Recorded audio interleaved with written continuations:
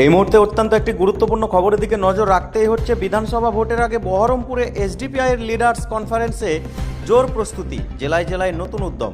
বিধানসভা ভোটের আগে উত্তেজনা ক্রমেই বাড়ছে রাজ্য জুড়ে।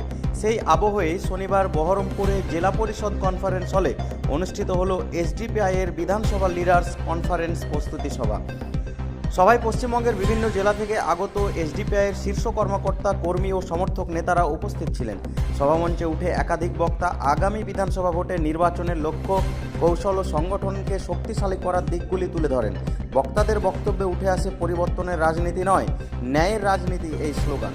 তরুণ প্রজন্মের মধ্যে নতুন উদ্যম জাগাতে এবং গ্রাম থেকে শহর পর্যন্ত সংগঠনের বার্তা পৌঁছে দিতে বিশেষ কর্ম পরিকল্পনা গৃহীত হয় সভা থেকে।